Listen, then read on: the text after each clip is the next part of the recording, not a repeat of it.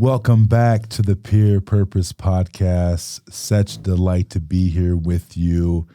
Hope you enjoyed last week's episode. I tell you what, I normally wouldn't have done this so quick, but because this episode a few weeks back with my boy, aka Swags, aka Shaun Swiger, because it went so well, we had such a great response. I'm already bringing him back. Shaun, what's up, dog? Not much, brother. It's good to have you here again, man. It's exciting. I love it. And so last time we actually talked about doing a part 2, and we tossed around the idea. Did we want to do it that night? But we just said, we'll do it another time. Well, I was sitting here this morning, and I'm like, you know what? I'm going to bring him on again. There we go. You know what I mean? And so I brought you on. So we're going to do resiliency part 2 tonight. Okay. You don't have the questions today, but trust me, there's going to be some. Yeah. But we didn't really go in depth in your story. Okay. And your story does resemble resiliency. I mean, I remember you sharing it with me a while back. Yeah. In Outer Drive and everything. Yeah. Take me a little deeper in your story and how resiliency has played a part in that. Okay. Well, so back when I was in high school, I didn't have a great structure. I had my grandfather, he was my rock, but he lived in Worland and I lived here in Casper. I joined the Marine Corps. That was kind of like my option, right? Yep. And I'm going to share a story tonight that I haven't shared with a lot of people. I'm about to share it with everybody. So I get in the Marine Corps and hanging around the wrong guys. And I love the Marine Corps. I loved it. I loved the structure. I loved it all. But I loved partying. I loved drinking. Sure. Started doing drugs. Got in trouble. Failed a UA in the United States Marine Corps. A lot of times you get a strike 1, strike 2, strike 3 policy, but where I was stationed at with top secret clearance, it's a one and done. And so I spent 2.5 years in the Marine Corps, and I failed my drug test, and I had to go through a general court martial, and thought I was at bottom. Yeah. Hadn't found it yet. Right. But that came a couple more years later. But that bottom was pretty hard at that point. And spent 30 days in the brig, appealed my court martial because I wanted to stay in. I had some really good, my staff sergeant and my platoon commander, vouched for me. But with the rules and the way they were set up and where I was stationed, I got out with what they call an other than honorable discharge. So it's not a dishonorable discharge. You have to get like a felony for that. So there's this like certain rules. If you break them, you're done. So that was kind of my secret for a long time. And I never shared it all the way with a lot of people. And it was really hard. It was really difficult. And so I was ashamed. I didn't want to come home. So I stayed out in DC, like in that area. I got a job like within like 3 days of getting out of the Marine Corps. Worked at a carpet warehouse, did some stuff. Woke up one day in 2003. I was done. I didn't want to be there anymore. Literally sold all my stuff and threw everything I owned and drove back to Wyoming, back here to Casper. Told a lot of lies, said I got hurt. Yep. I didn't want people. I was ashamed. It was one of the most shameful things I've ever done at that point in my life. And sorry, this is kind of hard. I'm a little nervous. It's okay. I've never told this. Take your time. So I get out. I come home, working temp jobs and different things like that here in Casper. Well, let me rewind back a little bit. So I get out of the Marine Corps. I'm working at this carpet warehouse, and then I'm just drinking, doing drugs, and the hard stuff, cocaine, whatever I could get my hands on. I didn't really care if I woke up. Most days, I'd go to work. I never missed work. I was like what you call a high functioning addict or whatever, like those terms are. But it was a struggle, and I thought, I'll get out of there and I'll go. Right? I'll just run away from my problems. Well, they follow you no matter where you go, no matter what you do. Yeah. Until you face them, they'll follow you. So I come back to Casper. Well, I get into some real bad stuff. I get into crystal meth, and it was scary. It was probably a stretch in like late 2003, November of 2003 to about January, where I wasn't sober a day. I'd go to work high. I'd go off and do more drugs in the bathroom while I was at work. I'd go out and drink all night, and then I'd go back to work the next day, and I just kept doing that. And I was just trying to, at that point, my wife and I, we were dating. We were broke up at the time, and she was like my foundation. I had nothing, and I was ashamed, and I was like, I should still be in the Marine Corps. I shouldn't be here. And 2004, January, had some family stuff go on. My mom got in trouble with the law, came home, found out about it. She disappeared. She embezzled a lot of money from another company, and it was tough. It was like I'd pounded a fifth of something, and my sister said something. I ripped the door off the wall, and I left. I literally ripped it off the wall, and it was scary. And went out that night, and I was driving on Outer Drive. It was like first week of January. So, Wyoming in January. Oh, yeah. Cold, icy, snowy.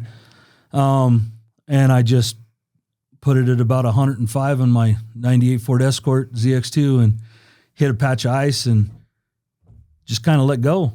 And did like 2 360s, and I don't know how I didn't kill anybody or kill myself. I don't know.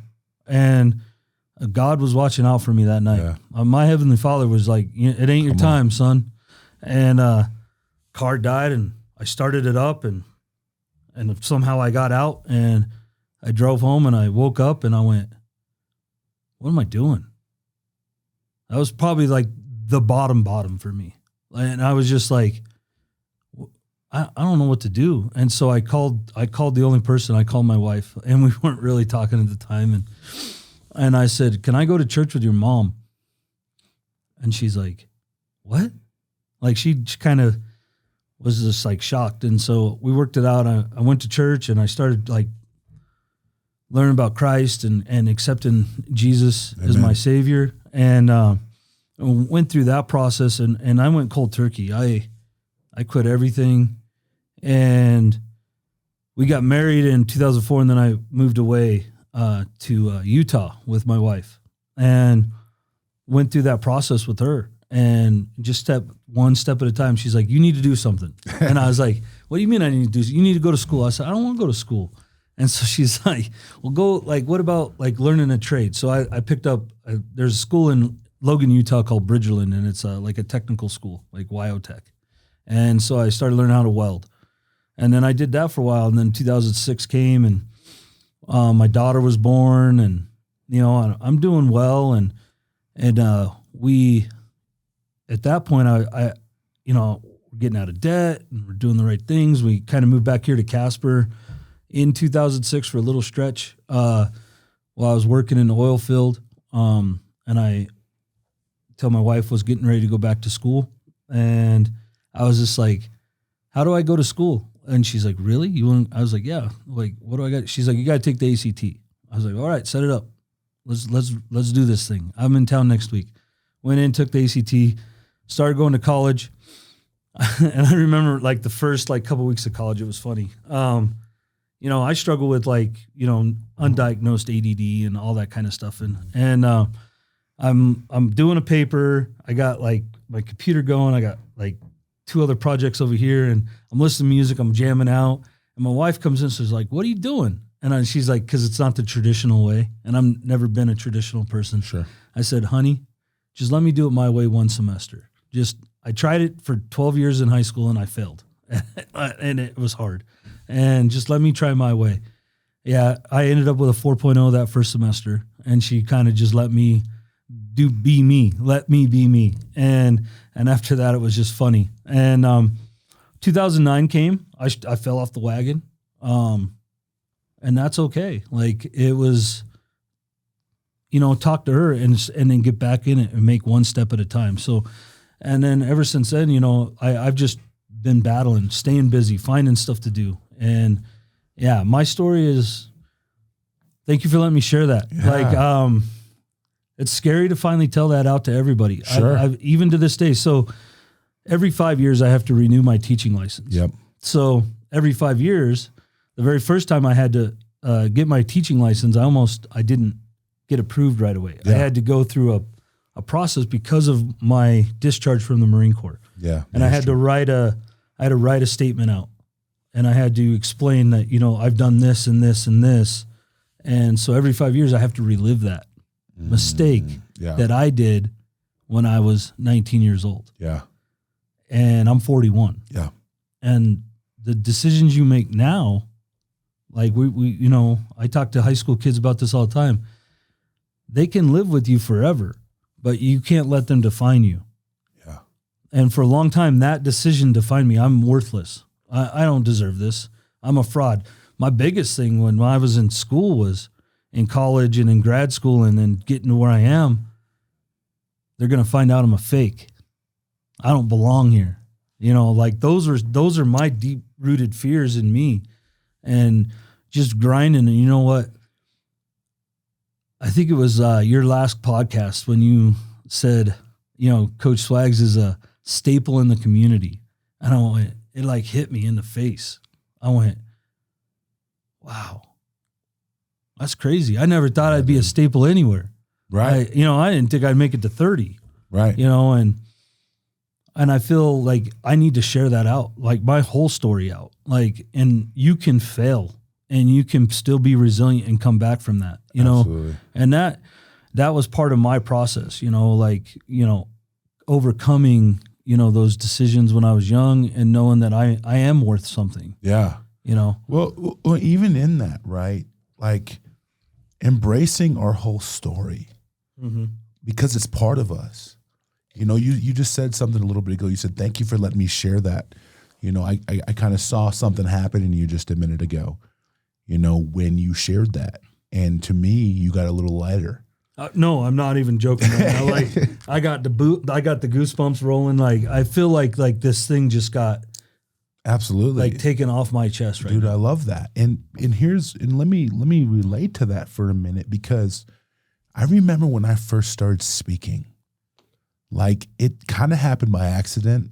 Some people know the story. I think I've shared it on one of these episodes here after, I don't know, I've done quite a few episodes in the last year and a half. But I remember when I first started speaking, and I remember that every time after that, I got a little lighter and a little lighter and a little lighter. And I realized this is healing, because I am actually not suppressing my story anymore. I'm putting it out there. And what happens when we do that? A lot of people are like, me too. And I never knew any different. I just knew that I was never going to hold it in anymore. That's the decision I made when I came out of treatment the second time, that I was never going to suppress anything. I was never going to stuff anything anymore. I just didn't know I would do it on the public stage. Yeah. But as I continued to get through that, what happens is there's something that takes place inside of you. And we talk about Jesus, we talk about God, right? Yeah. We're both believers. Yes. That's a big part of my story. But as we continue to put that out there, the healing takes more place. And then what happens is we become, I just talked about this in one of my last episodes with the other guest that I had, we become that, and that's what we give out. We can't give what we don't have. Exactly. Right? You say resilience is your story, but you know what I really think your story is? Redemption. That's more of your story. Because here's the deal. Everything was restored. Not quite maybe there the way you want it to be. But when we make mistakes, like you said, we make that at 19. I made mistakes when I was 19. But what's crazy about it is if we embrace it all, it becomes a beautiful example to someone else. And that's why I said you're a staple. Because I'm looking at the comments even through the last couple weeks since we did the episode, and there's kids that you impacted all over the place. That's how you know that your story helps them. And the thing about our stories is we have to be able to use them in the right way. A lot of people are selfish and they hold them stories to themselves. who's going to benefit from that? The only thing is you're going to be more stopped up inside and you're not going to be able to get free from it. And no one's going to know that they have an opportunity of hope. That's what we need to be doing. Well, Satan's, one of his greatest tools is shame. Right? Absolutely. And that for the longest time, just even to this day, up to right now, I've never shared this story publicly, ever.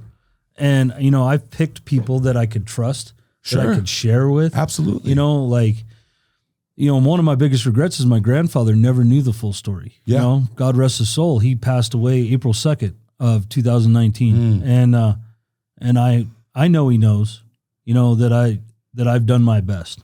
Sure. And, but it's always been, redemption. That's a great way to put it. And I appreciate it. Because nothing's lost. Yeah. There's nothing that is wasted in that, especially as Jesus in our lives. There's nothing wasted. Everything we went through is a purpose. That didn't shock God. He knew we were going to go through that. He just had his hand on us. Yeah. Because nothing was going to happen to us in a way that was going to take us away, right? Yeah. That's going to happen one day, but in that moment, it wasn't time, right? And I look back, and I go back. Matter of fact, this is my turn a little bit, this podcast, but everyone needs to hear this. I look back even before I knew him. His hand was on me. Exactly. His hand's on everyone. Dude, that's just it. It's on everyone.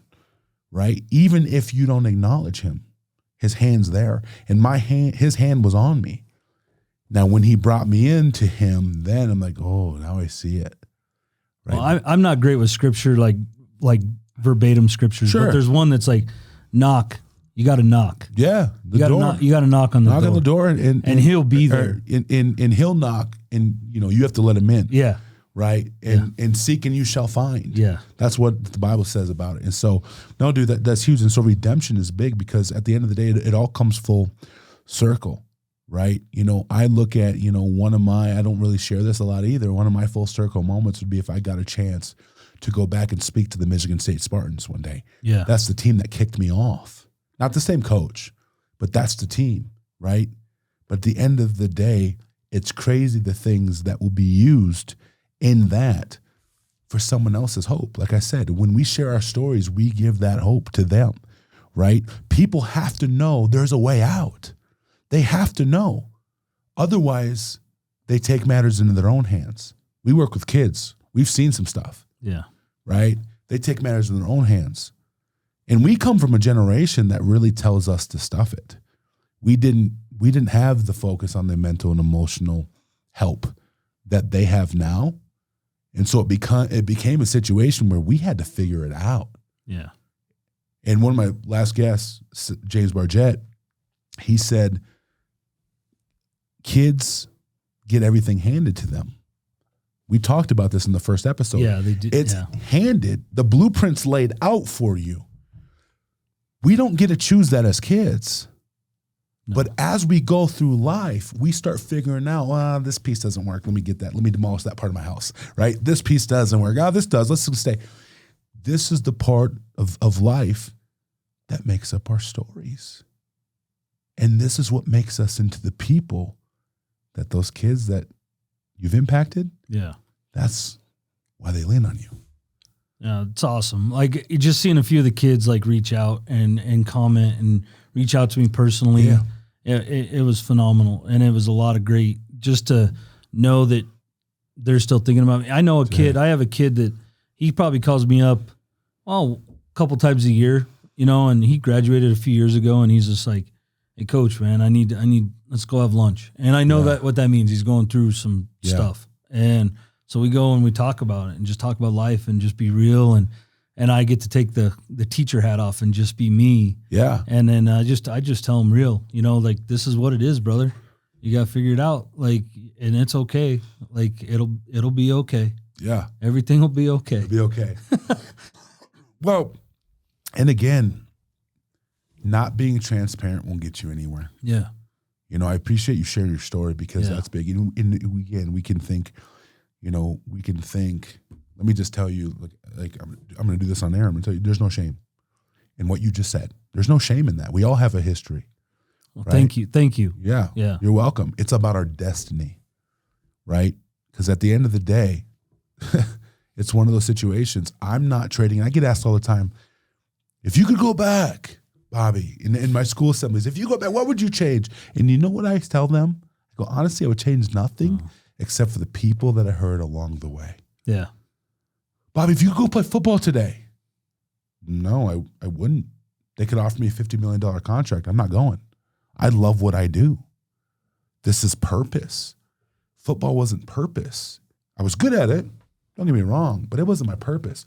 This is my purpose. Well, and I was a great Marine. I loved being Absolutely. a Marine. And I think about, what if I didn't do that? You know, like you can go down that what if line, right? Absolutely. And I don't want to change anything. I might not be where I'm at right now talking to you, you know, and getting out my message. You know, I had to go through those things. I had to. And I've come to grips with that. You know, I had to have the childhood I had because it's made me. Right. It sharpened me along the way. Yeah. And it's okay. Yeah. And I've, you know, made those mistakes along the way and had to make those decisions, and I wouldn't change anything. I love where I'm at right now. Yeah. And I love working with kids. I think it's a freaking blast. I get to be a giant kid all day long, every day, goof off and have fun and teach them something along the way. Yeah. Hopefully they grab something, you know, whatever it is. It doesn't have to do with the content I'm teaching. Maybe it'll be something I said to them, you know, one day when we were walking in the hallway. I don't know. But I just hope that I can give them some hope and give them some inspiration along the way that it will be okay. Yeah. Like that's because kids get so down. Like I've been there. Like in my story, you know, I remember there's been times where I woke up and I didn't know where I was. Yeah. You know, and I went, what am I? And then you have those moments you're like, what are you doing? Then you don't care. You're like, whatever. But until you finally open up your heart to God, you know, and he saved me, you know. Come on. Our Heavenly Father, I mean, Jesus Christ, and it's coming up on Easter weekend, and, you know, and it's just, he is so forgiving. Come on. So forgiving. Like he knows what we've been through. Yeah. He went through it in Gethsemane, you know, like he fills us all. He knows everything that anybody's ever gone through. Yeah. And you can turn to him, and that can be the one thing that you can get hope from. That's a game changer. Yeah, it is. And it saved my life. It saved my life. And I get to be a father of 3 and a husband of a phenomenal wife, and, you know, and live my life the way I'm living it now. That's it, dude. I love it, man. No, dude, I appreciate the honest dialogue. You know, it's great having you here, and I appreciate the honest dialogue. And at the end of the day, you know, I'd rather be transparent and open about my story as well than act like things didn't go wrong, right? But I can tell you this, you know, I look at the redemption of my life too. Not only did my life be redeemed, but families, some of my family's lives are being redeemed, right? And this is going to be a staple, and this is going to be something that's going to go on for legacies. For, you know, for generations and generations to come, leaving a legacy behind, right? Because no matter what, impacting people is the most important thing. Obviously, we got to be who we are, but impacting others with our lives is the biggest statement anybody can make. So, dude, I'm so glad you're here. You came on today. We'll definitely do more of this. Yeah. Just love just having you around, man. No, I appreciate it. It's pretty amazing. It's been phenomenal. Like, just being able to share. Like, I don't know how to tell you right now how much, like, I feel different. Like, it's just a completely different feeling after being able to open up and finally let that out. You know, and it's just, and bring it out. My wife was nervous about it because I brought it up to her after our last podcast. I said, I need to tell the whole story. Yeah. And she's like, are you sure? Like, because she's always like, kind of pulls the reins back on me because I'm like, I'm 100 miles an hour kind of guy. You know, I'll run through a wall. And I said, it's time. Well, she goes, well, I know that you've always kind of been nervous about what's going to happen. I said, you know what? I just got to let them know, you know, that, yeah, I didn't make it out of the Marine Corps, you know, the right way. But that doesn't have to define who I am forever. No. And you changed it around. Yeah. Right. That's a good thing. You changed it around. You don't do that stuff anymore. You're a new person. Yeah. Same as me. I had a 10-year alcohol addiction. Yeah. I don't shy away from that. No. You know, and for 10 years I was homeless. It was bad, right? But I came out of that. And so at the end of the day, again, we own our stories. Yeah. And so perfectly okay. We're doing live therapy here, brother. So, it is. I'm so glad you're here, bro. And this is a safe place. I've made this clear in this podcast. I believe everybody has a voice. And if we get a chance, whoever that is, you can come on this and share your voice, because we all have a story and our story is ours. And it will help other people. So, dude, such a delight to have you here today. We're going to do this again. Everybody out there listening, you're going to be okay. I'm with you. Walking this journey side by side. So much gold inside you that's going to help you live the greatness outside of you. Continue to live whole and a full life. Keep climbing. I love y'all, and I'll see you next time.